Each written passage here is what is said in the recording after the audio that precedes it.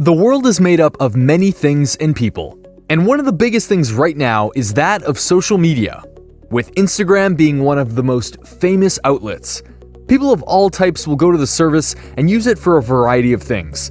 But in the case of Ramon Abbas, known online as Hushpuppi, he decided to go and do something very bad with that ability. He decided to do a money laundering scam, one that apparently cost people $1.6 billion.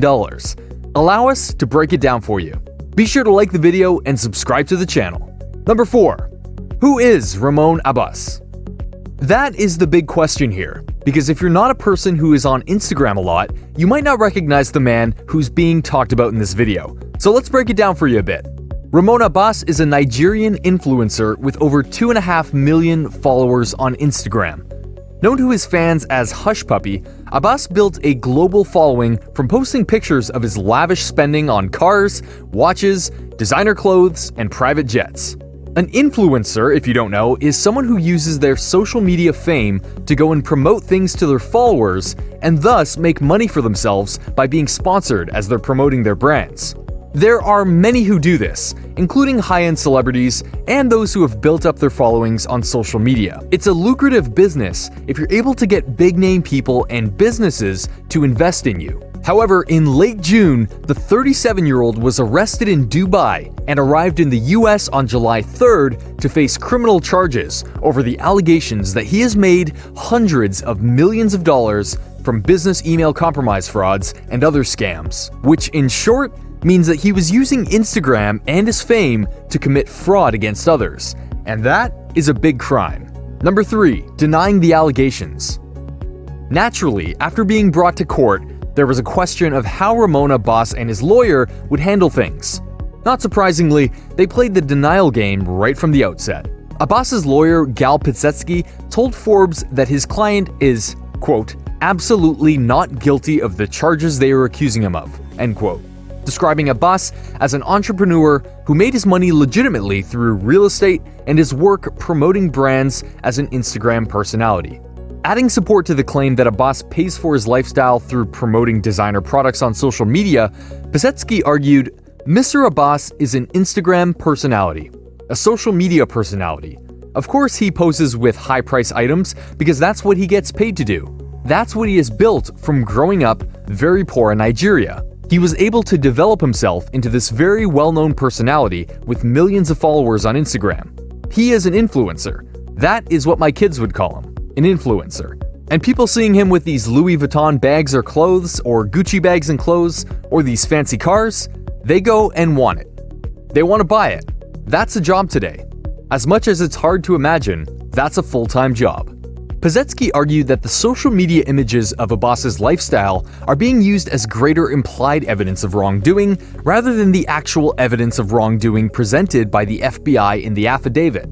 On the staggering sums Abbas is accused of laundering in the FBI's allegations, his lawyer says, Abbas does not have millions of dollars and his bank accounts will confirm he does not have that amount of money. He added, he has not had any money seized from him. Yes, he lived in a nice apartment in Dubai, but that doesn't mean that he's a criminal. He did not hack anyone. He did not steal information from anyone. If this was actually true, then he honestly would not be charged with doing anything wrong. However, the FBI feels something else is going on here. Number 2. The FBI case. You see, there is a reason that he was arrested. They didn't just go to any random Instagram star and arrest them. They arrested Hushpuppi. But why? The FBI made their case as well. The FBI's investigation has revealed that Abbas finances this opulent lifestyle through crime and that he's one of the leaders of a transnational network that facilitates computer intrusions, fraudulent schemes, including BEC schemes, and money laundering, targeting victims around the world in schemes designed to steal hundreds of millions of dollars, according to the affidavit given. The affidavit describes BEC schemes as often involving a computer hacker gaining unauthorized access to a business's email account, blocking or redirecting communications to and/or from that email account, and then using the compromised email account or a separate fraudulent email account to communicate with personnel from a victim company and to attempt to trick them into making an unauthorized wire transfer. BEC schemes are one of the most difficult cybercrimes that we encounter, as they typically involve a coordinated group of con artists scattered around the world who have experience with computer hacking and exploiting the international financial system, said United States Attorney Nick Hanna. This case targets a key player in a large transnational conspiracy who was living an opulent lifestyle in another country while allegedly providing safe havens for stolen money around the world. As this case demonstrates, my office will continue to hold such criminals accountable, no matter where they live. The affidavit alleges that Abbas and others committed a BEC scheme that defrauded a client of a New York-based law firm out of approximately $922,857 in October of 2019. Abbas and co-conspirators allegedly tricked one of the law firm's paralegals into wiring money intended for the client's real estate refinancing to a bank account that was controlled by Abbas and the co-conspirators. And that, apparently, is just the tip of this iceberg, because apparently he stole enough money to be worth about $1.6 billion. But this also goes to show why he was targeted. He's not the whole crime, but a major piece of it, which is a key difference here. No doubt if he is convicted, he would be used to try and fish out the others in the conspiracy, wherever they may be. Number 1. The fallout.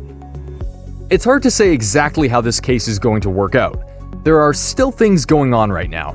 But the intent is clear, to bust Ramon for all he has done and make sure things like this don't happen again. But in truth, that's not going to be the easiest thing. Remember, this is a conspiracy, and his lawyer is arguing that he honestly doesn't have close to that amount of money in his accounts. Which would be true because rarely one would hold that money in their visible accounts. It might be elsewhere though, and this shows the FBI's intent to not just crack down on crime, but crack down on it wherever it may take place, including on social media. Thanks for watching! What did you think about this look at the court case against Hushpuppi? Do you think he'll be getting put in prison for this? Which factor do you find the most shocking? Let us know in the comments below. Be sure to subscribe, and we'll see you next time on the channel.